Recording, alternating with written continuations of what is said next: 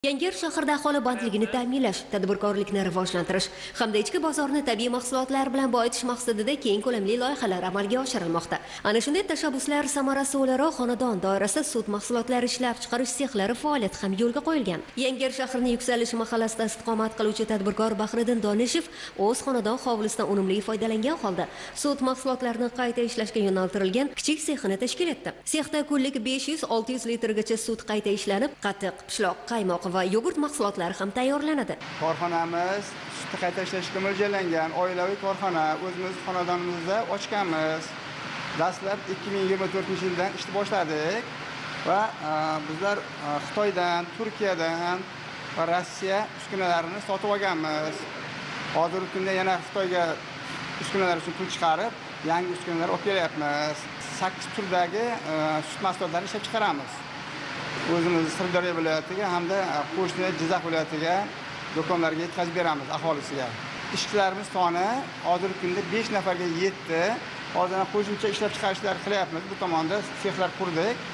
Hozir yana bir 5-6 xil turdagi sut mahsulotlarini ishlab chiqaramiz hamda 5 ga yaqin xodimlarni ishga olamiz qo'shimcha. Kam ta'minlangan oilalarni ishga qabul qilganmiz korxonamizda.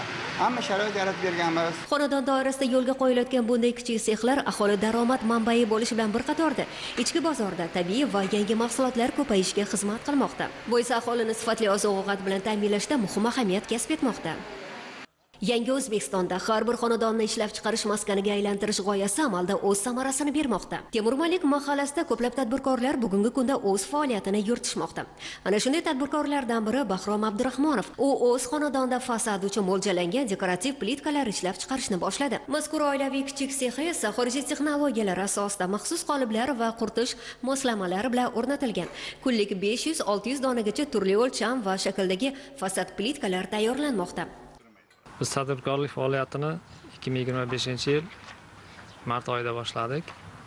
Prezidentimizning 360-qaroriga asosan shu oilaviy tadbirkorlikni rivojlantirish bo'yicha mana hozir bizlar Andijon viloyatiga borib 10 kunlik ish jarayonida Gold Cranker mahsulotlarini o'rganib keldik. Mana hozirgi kunda o'zimizning shahrimizga, boshqa viloyatlarga mana shu qo'limizdagi fasadli plitkalarni, devorlarni bezagi uchun, maktablarni, bog'chalarni bezaklari uchun ishlab chiqaryapmiz. Hozirgi kunda kuniga 500 donadan ishlab chiqaryapmiz. Daromadimiz yaxshi.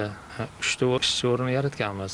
Mazkur dekorativ plitkalar asosan uy-joy qurilishi, do'kon va hovli devorlarini ham bezashda qo'llanilmoqda.